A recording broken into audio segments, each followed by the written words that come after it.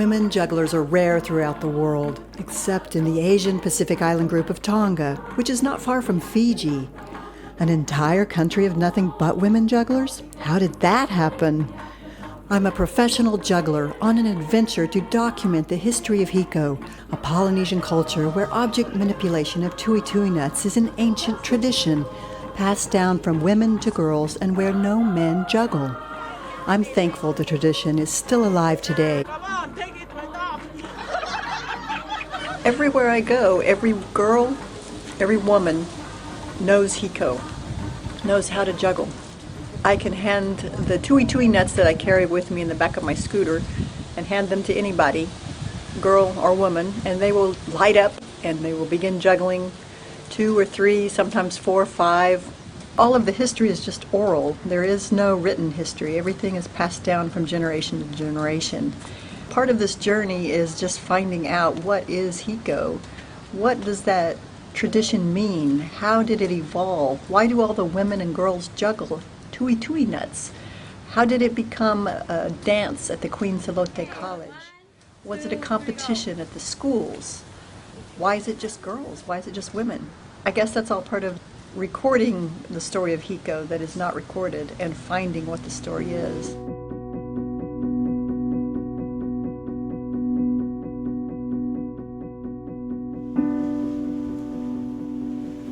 You know, most of the tourists, they come to Tonga, they say about these people, they are so friendly.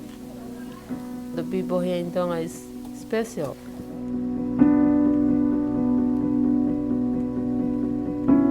You can see Tonga Island in the world map, but it's a little dot, and this is our paradise.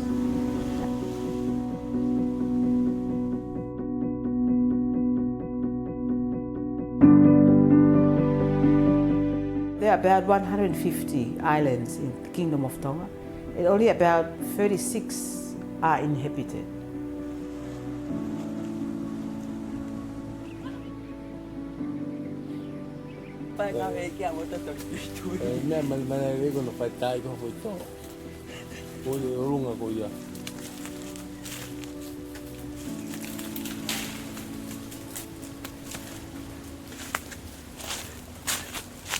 What's the name of the tree? Tui-tui.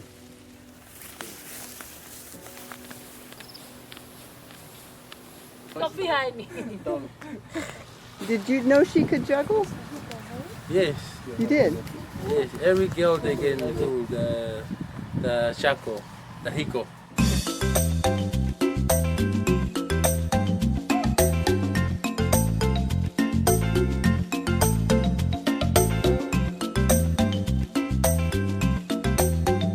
In Tonga, we would never have thought about that being a special thing. We would have thought that was just the normal, that everybody on earth knew how to juggle that way.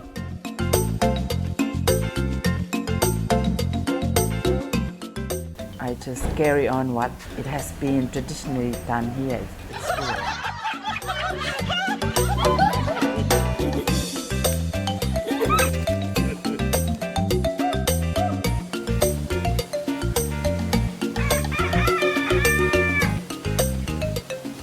An American television juggler and performance artist is in Nuku'alofa researching the unique history and development of Tongan juggling. I think you're very unique in the entire world. There's no one like you. And I don't know if you know how unusual the Hiko is and the Tonga jugglers are here, because only girls do it. So there's an abundance of women jugglers here, and it's beautiful.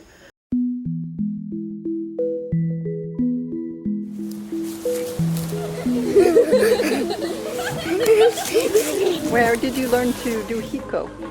When I was small, I think 6, 7 years. Did you have competitions or was it just play? Just play like this. We pray and we learn. It's Hiko. As far as I know, the Hiko or the juggling was a game done by girls. Every school and every college here in Tonga, they do competition and then including the juggle. A game, a competition, a song, a dance. It all revolves around throwing tui-tui nets into the air in a circular fashion called a shower, where juggling 4 to 5 is the norm and 10 is the legend. The green fruit itself, they are the fruits that we use for juggling.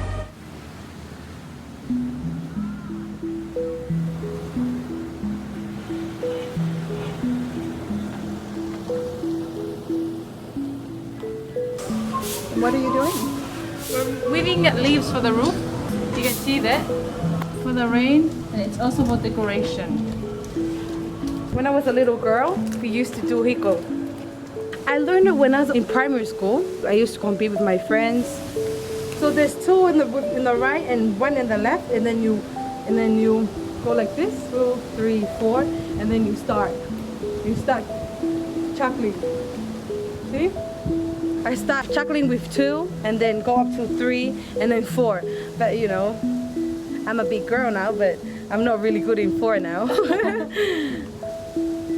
We learn it from our elders. It's more like a family activity for us at home. We compete each other, and then we start juggling and counting and who's gonna be the highest? Who's gonna go high when you juggle? Yeah. And is it who can juggle the longest as well? Yeah. It's fun. It's fun for us though. The way I've juggled better is like this. Yeah. Wow. Tonga is so mad. Let's compete. 1, 2, 3, go.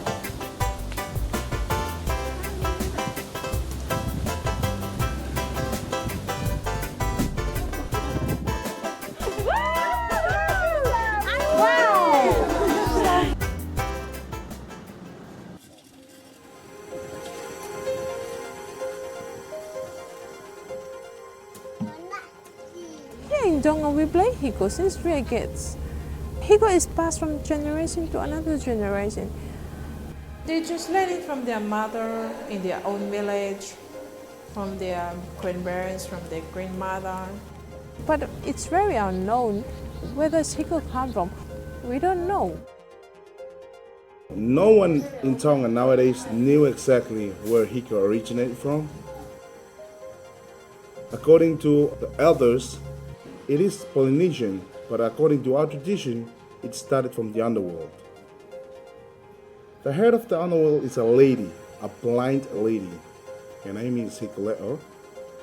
Whenever Hiko came onto the surface of the earth, she finds different girls still outside their houses. What she did is she snatches their eyes and then take it back to Pulotu, which is the place she stayed, and gave it to all the souls there. So the souls, they will use the eyeballs for juggling. One day, there was a soul escape from Pulotu, and he relayed the story to the Tongan people. So they start juggling. I don't think it is true, but I think that's how they try to make sense of where Hiko came from. It's quite clear that nobody knows where Hiko comes from. There was a transition from the old religion to the new religion that Christianity came with, so everybody dropped everything. And we forgot about Hiko and them. They're remembered only in stories.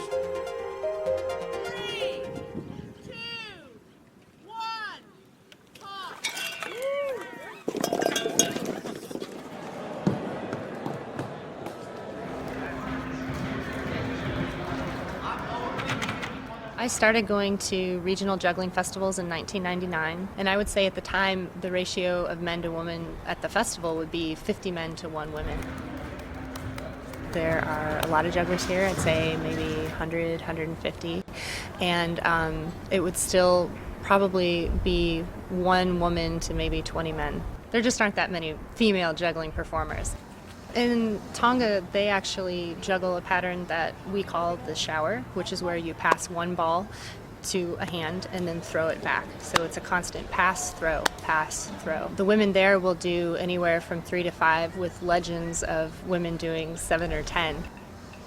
Now, this just really blows me away because I consider the shower to be more difficult than the typical American pattern, which is right hand throw, left hand throw, right hand throw, left hand throw. Everything is the same and the pattern is slower. To approach juggling from the more difficult pattern is a really interesting perspective. I start with one ball in each hand. Toss, pass, cross. The shower pattern, I think, it's easier to conceptualize because you're concentrating on one hand throwing. You're throwing with one hand, catching with the other, and tossing left hand to right hand. But I think it's even harder to juggle in a shower. I think it's more difficult because your throws have to be very accurate. You have to have very accurate throws, and they have to be high enough. So the more nuts, we'll say, that you can juggle, the higher you have to throw them. So if you're doing 4, it's a lot harder than 3. If you're doing 5, it's a lot harder than 4. So it's having very accurate throws and being consistent. So it's really, the shower is difficult. The world record is 8. That seems almost impossible. That means that the pattern has to be really high, really, really high. And that takes years of practice. The fact that there's a country with only women jugglers is kind of a utopia. It is very fascinating that it's only women and that it's happening today and that they don't know about like any of the other juggling patterns. I can't believe it exists. I was starting doing the Hiko when I was 10 in a primary school. When lunchtime, we'd play.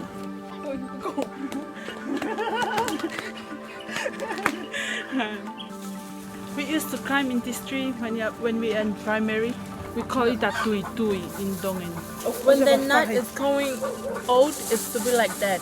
And we use this to make our oil in Tonga.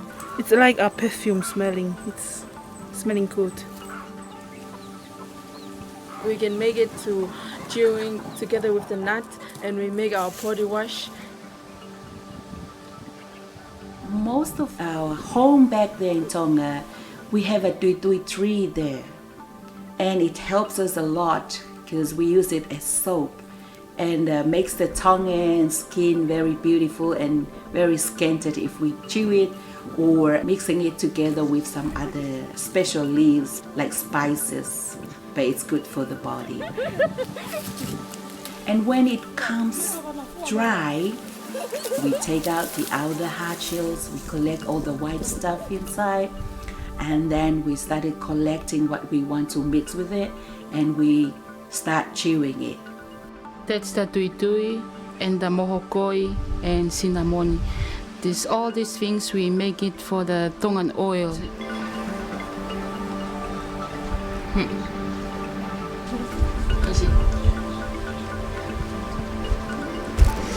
So I don't. Should you just put a little bit of it in? If we use this and then we go stand on the sun, change the color of my skin to brown. My face will turn bright red. Yeah. Moist. Feels very nurturing. Yes. Smells good. What we've made is a balm, and it came from the tui tui nut that we were juggling. This is what was taken out of the shell. And the flowers. And what were the flowers called? Mohokoi. Mohokoi flowers.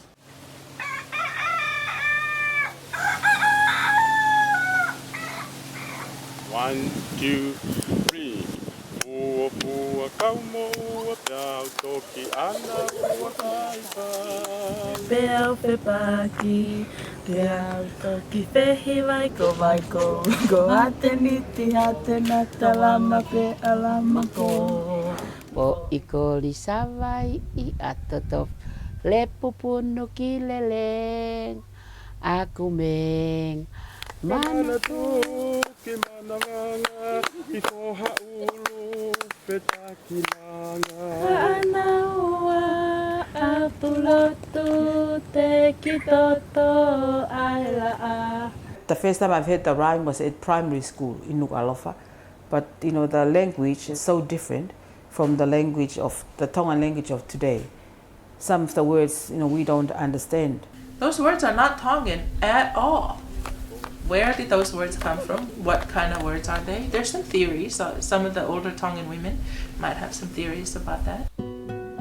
The word is a mixture of different culture. It is the history that we came from Southeast Asia. It's the origin of the Tongan people. And they think that the words was composed by people once they migrate from one place to another. They came from place to place and they end up in Tonga. And by that time, they brought the words and they put them together. I heard from an old man about in between 70 and 80 years old, and he said that the words of the juggling or the Hiko was the counting system of the Tongan very ancient time. These days we are counting 1, 2, 3, 4, tahaua tolfa. But in the olden days, when they do the Hiko games, they are just chanting the word fua fua kama oa kato anaua. And then it goes, the last line, if you are still on, then you win the game. Instead of saying 1, 2, you say the words fua fua up to the ulu. And that's when you start again. Fua fua kaumo ua beautoki anaua. I think fua fua means the first time doing something. Fua fua means like you carry it around. It might be related to the Hiko. You know, it's like if you juggling something around. Beautoki anaua. Anaua to me is like a meditating, or like my mind is thinking of something higher, because I'm looking up and throwing the Hiko up the tui tui. And it says Faiva-Saile. Faiva-Saile, that's when the two tui tui, they crash to each other. Mama tuki, that word mama tuki, mama means to chew. Tuki means crashing it, to make it soft. I apply it to the flesh of the tui tui. Some other words up to now, I don't know the meaning. It was passed on spoken. It was oratory. They pass on from one generation to another, and I think that's why it's different. But still the meaning is yet to be found. This is the call of the Friendly Islands, Leaverton 1 from Nuku'alofa. Our time is 4 minutes before 11. 11 o'clock on top of the hour would be our news headlines. In 1972, there was the first South Pacific Festival of Arts held in Suva, Fiji. And that's how the first time I've had Hiko. We did Hiko, juggling at school, but I thought it was just a game. So that was the first time I've seen, the girls doing the juggling as an exhibition, of culture. Putting the Hiko into dance, was done by the Queen Salote College. They put the words, into music, and then the girls danced to it. In 1972, I was one of the students who performed the Hiko. That was the first time we put movement into the Hiko song. We get together, some of the teachers and myself, and we create the dance of the Hiko. And because we didn't know the meaning of the words, we just do the movement according to what the actual juggling is done.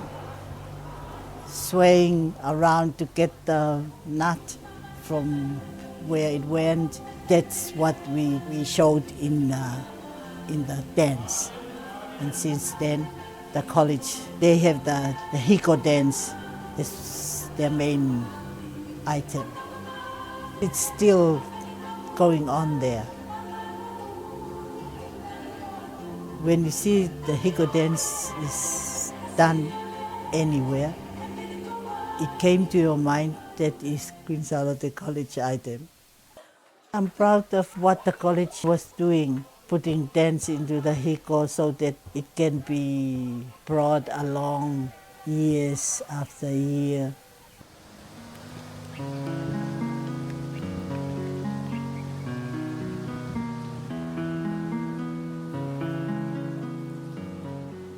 Most of the people know that in Queen Salote College we do a lot with the community and the church and the royal family. These days we have male teachers who can really sing and put together a string band. We had the lari, the Tongan wooden drum. It beats with the rhyme too. So the lari and guitar, and then the students are singing them in their own parts. There are dancers who do the movements according to how you do it, and there are some girls sitting down doing the real juggling. That is what we are known for, is when we do things in group. It is like the unity of the moment, the way they do it should be neat and look that they have one action at a time.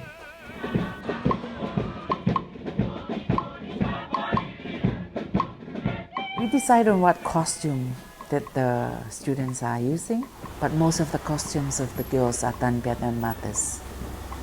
Most of the costumes that we use are from leaves of certain plants here in Tonga. Or we can decide on a tapa.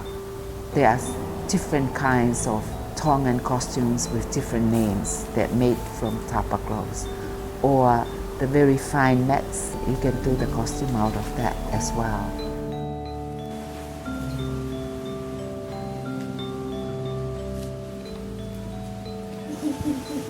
The costumes are decided by the teachers and their students, and then we ask the mothers. So the mothers are doing the hard work. The leaves is clear. They have to go and cut down the leaves. They put the leaves on the sea. After 1 week or 2 weeks, they go and get it, and it's going to white like that. And they roll it and they come and make it like this.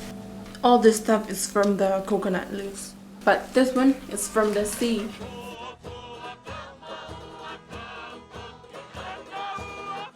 They put the oil on our body because when they come and put the money on us, and the money did not fall down, they put money inside my dress or my chest, or they putting on my skin like that. This money is all mine.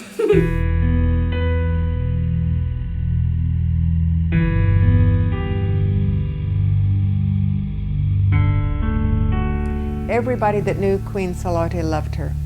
She spoke beautiful English. She was very well educated. She became queen very early in her life. She was 18, I believe, when her father died. The ages I lived in Tonga were from 7 until 12. There was a very close relationship between mother and dad in the royal family. Dad was promoted to the position of British agent and consul to the Kingdom of Tonga in 1949. Tonga is not a colony. It is its own independent kingdom, but it is a British protectorate. Therefore, my dad's position there was to be a liaison between the British government and the Tongan government, or Queen Salote. She was just such an interesting, enlightened, educated person. Her talents went many directions. She's very fascinating. She understood the value of maintaining the arts in Tonga and the culture, and encouraged her people to learn the dances and to maintain the dances. She understood the need to pass on the knowledge of being Tongan. Queen Salote, she was the greatest poetess here in Tonga. She used to compose songs and using very touching words to express her idea. And even now, her compositions are still, popular. She knew a lot about the culture, the history, and the customs. And she was the one who set up the Tonga Traditions Committee in the 1950s. Because she was queen of an independent kingdom, she had stature and status that not many other people had. Queen Salote was one of the few elite that was invited to the coronation of Queen Elizabeth. London, the morning of Tuesday, June the 2nd, the morning of Coronation Day. After the coronation, all of the dignitaries of royalty and other important people were in a procession that went back to Buckingham Palace. The procession that went back of these dignitaries were in open-air carriages. It started to rain on this procession. The carriages stopped and the various attendants got out and put up the carriage tops so that the dignitaries and whoever wouldn't get wet.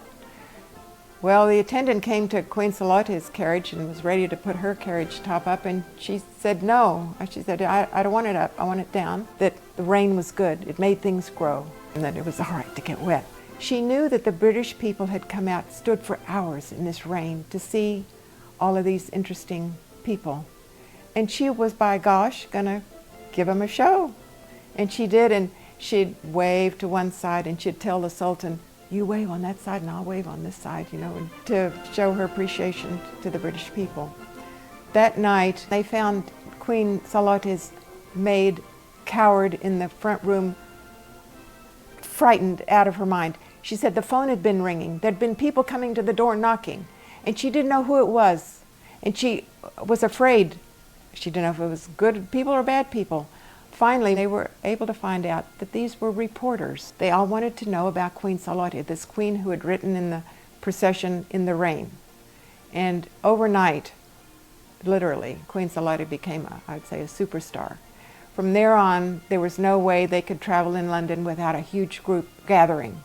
And they went to Scotland and Ireland after that, after they left London. And the crowds were there too, throwing flowers, bouquets in hand, waving. Into Sydney comes Her Majesty Queen Salote of Tonga, who is returning to her Pacific Island home after attending the coronation. During a brief stay in the city, Queen Salote gave Pathé her first ever newsreel interview. I had a most wonderful trip to England to attend the coronation of Her Majesty Queen Elizabeth. I met the Queen and the Duke of Edinburgh several times, and they are most charming.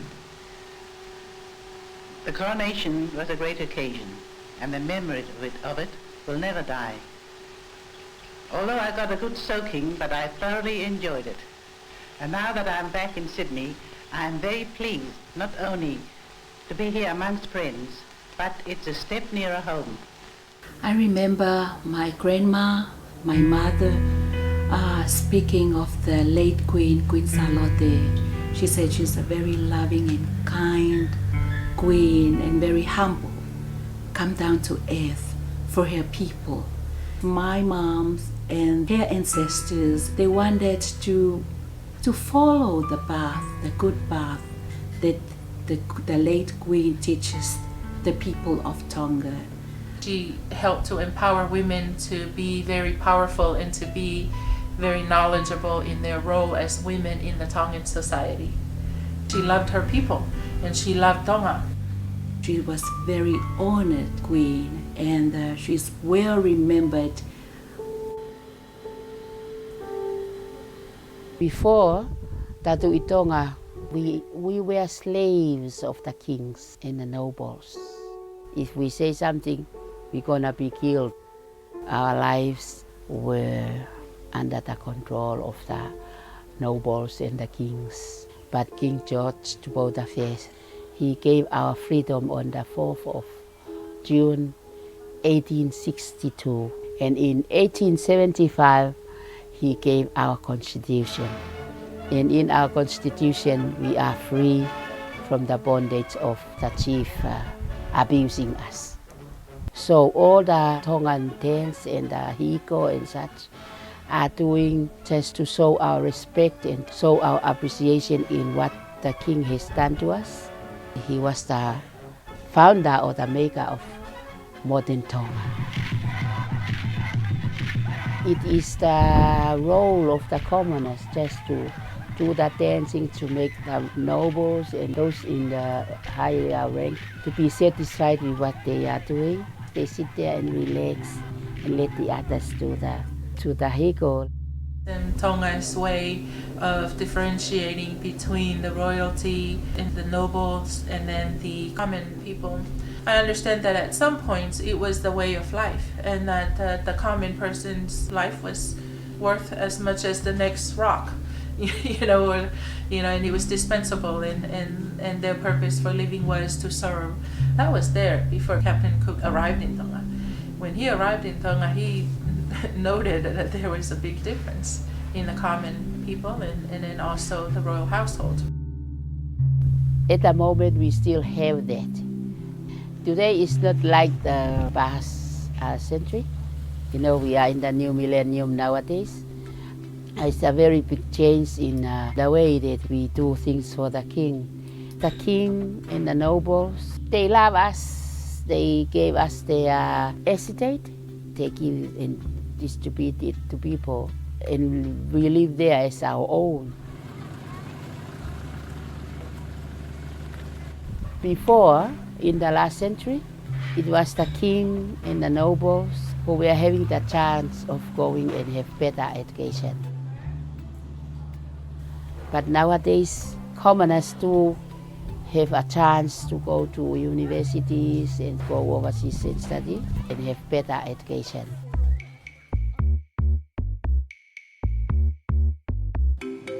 It's been a long time since I do this one, and it's still a bit shaky. My auntie, she sit back on her heels, and she used to do 7. It is beautiful to see because she can control the thing going around the air. Now, I would like to be like that one day, but it's a bit too late now. I'm getting old too, so.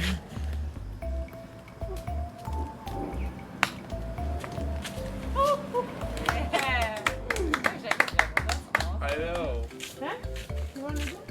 Wait, what? Men don't do Hiko? Why do men not juggle?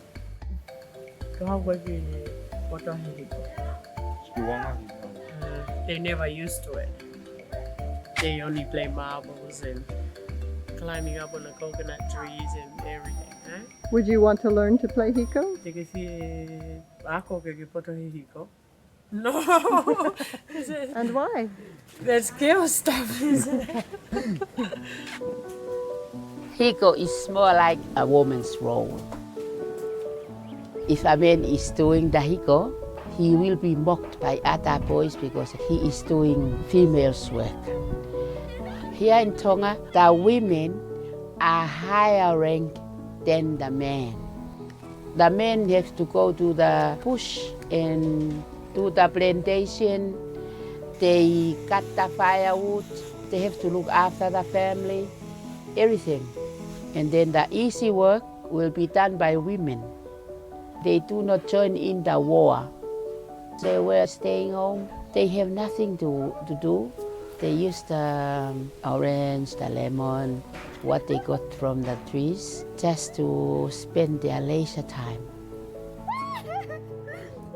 Hiko is strictly a female pastime in Tonga. The other thing that is female is the weaving of mats and the taking care of the tapa cloth. Women, we have been well treated. We were always like a special case in the family, especially if you are the eldest daughter. The older sister in a family is higher in ranking to their brothers and their brothers' children. At home, it is not allowed for the brothers to touch the sisters. At home, our brother are not allowed to enter the bedroom of sisters. And brother is not allowed to touch anything that owned by sisters.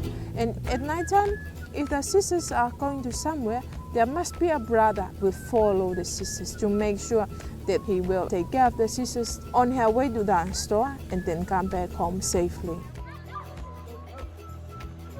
Ever since I was grown up, the boys, they play a bit far away from the girls. We don't mix together or play together as groups. I remember when we are grown up, we have like two big Tongan houses. The boys sleep on their own and we sleep on our houses. It's one of our customs and traditions.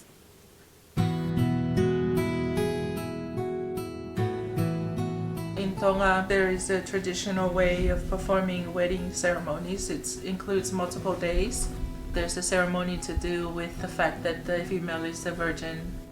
This is the first time for the husband and the wife to have sexual intercourse after the marriage. Then the sheets that were used, packed it, and the husband gonna take it to his family to show that his wife is virgin.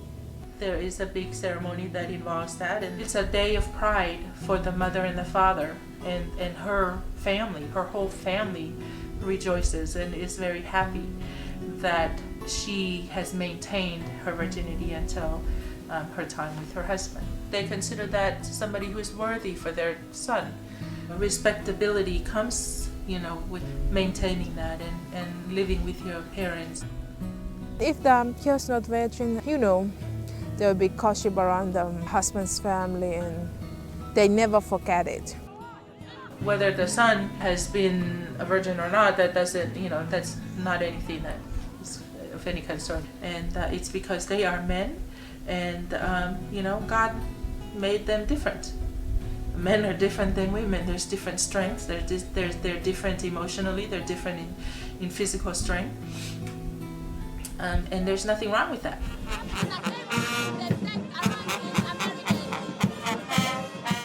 In the nuclear family, the man is the head of the house. He will have the final decision. The eldest son will be the ulumotua. If someone is passed away, he will be the leader. No woman is a ulumotua. In the law of the country, the land could be inherited by male only. If our parents have only 2 girls, their land will be taken away to someone else because there is no son over there. There are roles that are done by men, which is not done by women. There is a saying, the women's place here in Tonga is at home. They have to stay behind at home, looking after children, to the housewife and such. We haven't have a noble as a female. Beginning of the parliament here in Tonga, there were only men. No female governor. That is what we have come across now. Might be later on in the future, we might have these people, but at the moment, these are what we have in our government. There is a need to educate people so that they understand the role of women. They can do the thing that the men are doing in parliament.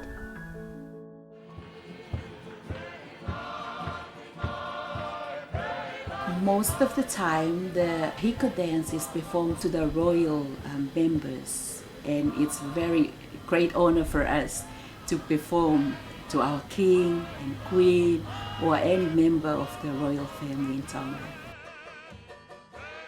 In Hiko, it is quite interesting because if you're a performer, you're going to have to master all the skills. There are hand coordinations, body balancing, and also the concentration on all the tutu nuts that you're throwing up in the air. Most of the girls did 4 or 5. You admired the girls that juggled 8. At least I did greatly because I knew I could never get that many. But it was nice to know that it could be done, and maybe that was something you could strive to do. By learning the Hiko, it reminds us of how to behave good and be respected. and to think of yourself that women, they are very important in the society. We were like a princess in our family, moving around and showering the candle nuts into the air. It gives us some proudness. We were very fortunate at that time if we have been selected to be part of it at school. It's a big thing for us at that time. You feel beautiful, and the movement, it's emotional, like sexy. You feel the happiness in you.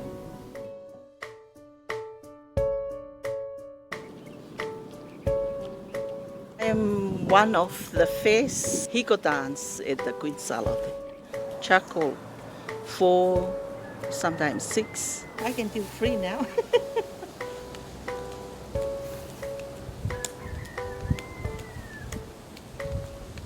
Give me 1 so I can try 4.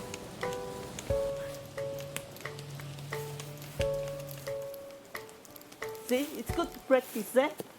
I'm tired. Yeah, I bet you are. Well,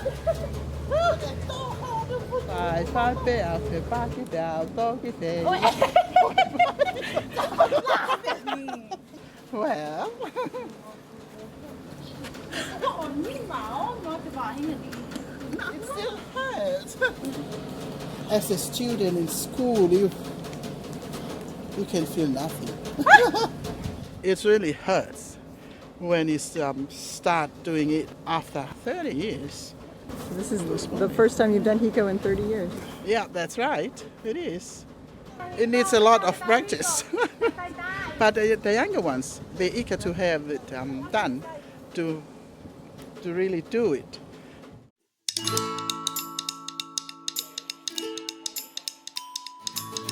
I think these days not every girl know how to do the juggling. In our days, we don't have any canes, so that's what you can afford to have, because you don't have to buy the tui floats. You can just pick them from the trees at home and started practicing the Hiko. You created your own entertainment. There was no TV, of course, back then. There was very little that wasn't right there on the island that you could use or make into a game. You had nothing else to do, so you got the Hiko nuts and you sat around and practiced for an hour here, an hour there, and it was yeah, it was a game. These days they have video, they have TV, and maybe the young girls of these days don't have any time to juggle. And we put Hiko in the field events, our school sports. The best one will go for long and longer and longer. She will win the medal. And the second will be the silver medal. And the third will be the bronze medal. But since from last year, we leave the Hiko from the events of our school sports because we didn't have enough money to buy or to finance some medals for that. I think Hiko will be lost later because we are busy in different sports. That is one of our materials to preserve for the next generation. It is our responsibilities because Hiko is a part of our culture in Tonga. If we emphasize and do it at school, do it in their physical education, do it in their competition, maybe we will preserve for the next generation. If that art ever get lost to the youth, it's a big loss. That's an art, and that's a subject that's very important that the young adults and the youth can learn.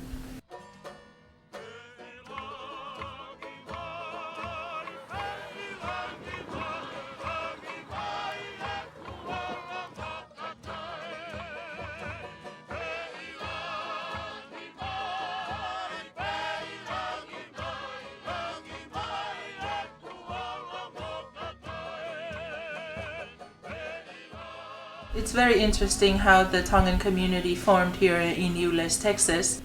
A Tongan couple first moved here back in the 1980s. They transferred over here with the airlines when Dallas-Fort Worth Airport was being built.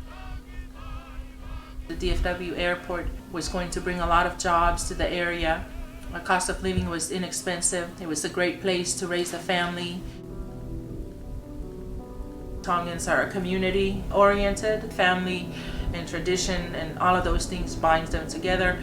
And so it was only natural that they all drew to each other, formed the church so they can have a communal place to be able to be Tongans and to share their culture and their custom and the language and maintain the core things that makes us Tongan.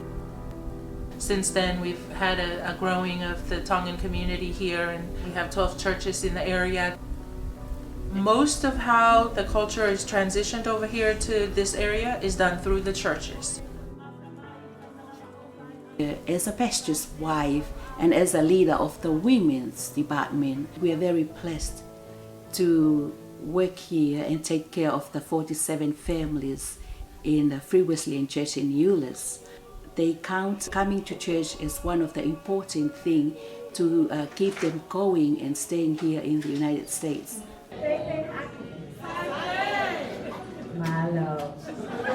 The members are very supportive by the mayor from the city about our children's education. We had an event last night that was hosted by the Euless Tongan Community Committee. It was an event to help promote higher education for the Tongan youth of Texas and to help encourage the youth here to go to college and go to universities and receive their degrees. To come here to America and to leave their homeland for a better life and to provide that and to struggle at working menial jobs for their children, it's a big sacrifice for them. And it is our duty to try and help ease that. And to ease that, we believe education is the great equalizer. I'm sure everybody misses the ease and the comfort and the slow-paced lifestyle back home, but the ability to be able to provide food and shelter and a warm home and to do all of those things, those are trade-offs. All the Tongans here in the community here is in a very unique place because we're living history, we're developing, we're making what's going to happen and how this community is going to be like in 10, 15, 20, 30 years.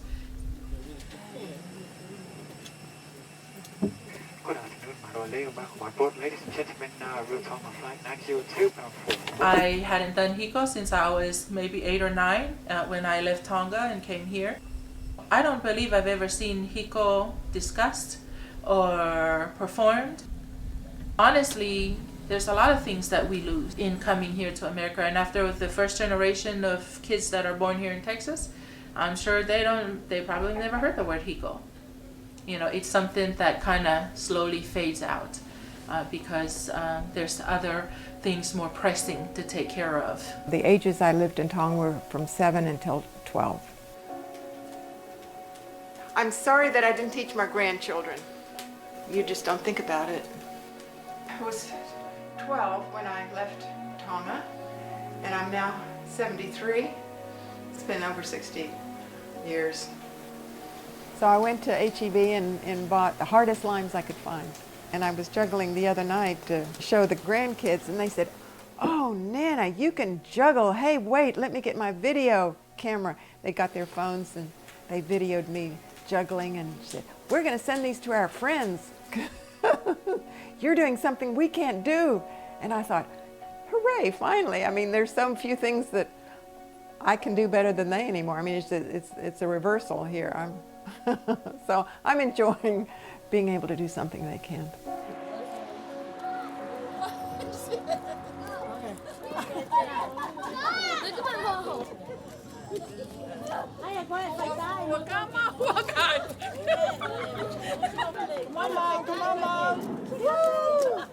That's my 70-year-old mom doing it.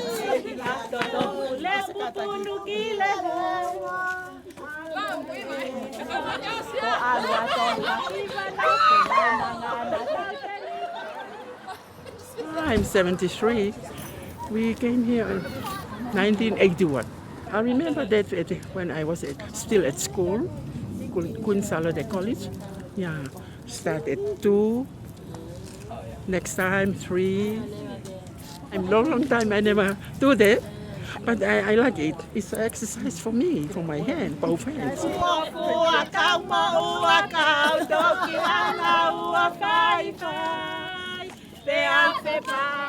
In Euless, Texas, I want to bring Hiko into life by teaching the women and the girls and my children too.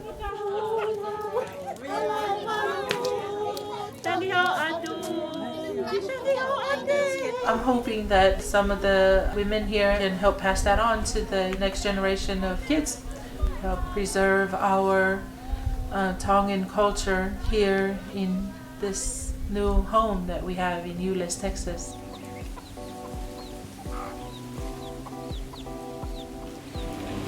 It's fun, especially when you're young, but not now when you become a mother. I have no time to do these things. You fall, finish. You finish. Out. Whoever wins is the one who got the $1,000.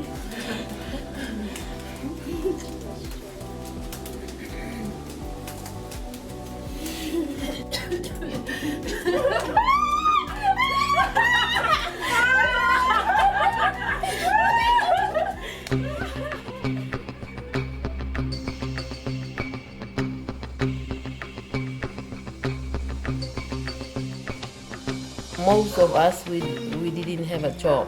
So when I see the whole program last night, it's give me an idea you can bring more money to your family by doing the juggling. It's very good for us to do something for living. It's bring me more idea what I can do in the future.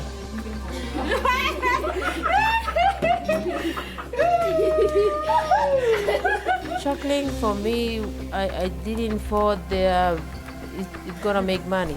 But when I see your program last night, I just surprised. I learned a lot. I'm thinking of maybe one day probably me or my kids become one of the best juggling in the world. You never know. Maybe one day somebody can do juggling program here in Tonga, so our kids can learn how to do it. Tongan people, they can do anything.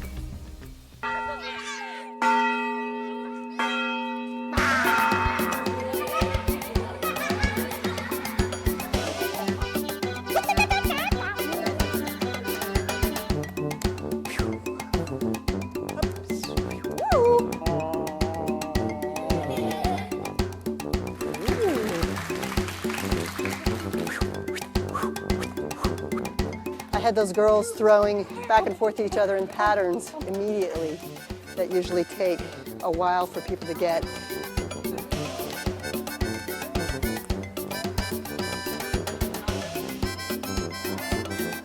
Bump, bump, bump, huh? 1, 2, 3, 4.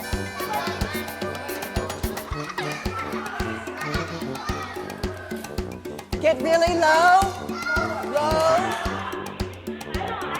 Hey, Hiko. Hey, Hiko. Hiko. Hiko. Turn around. Walk backwards. Only the right hand.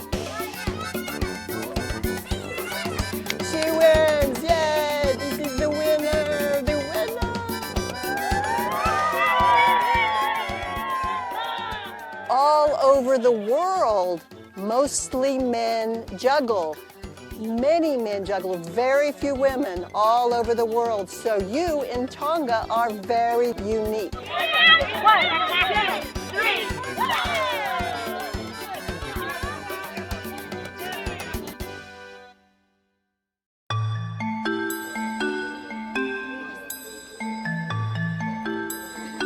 This is the first time for an overseas friend to come and try to remind us the importance of Hiko and tell us that Hiko can be one of the future career for the girls.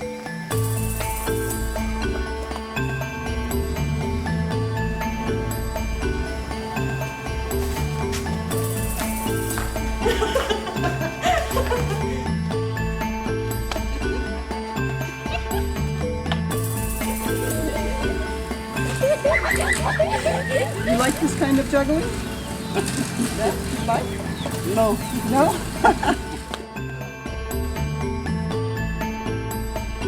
In our primary schools, in our high schools, we still have to pass on from one generation to another how to do the Hiko. It is changing, but bit by bit, but still we try to keep and pass on the Hiko from one generation to another. I think it will stay longer like that. I believe if we continue to teach our girls Hiko, no matter what age they are, just let them try. It will give them the pleasure of having this happiness and being well respected at that time.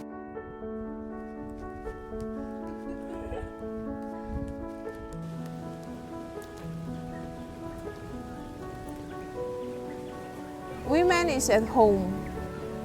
From my experience, they always said it.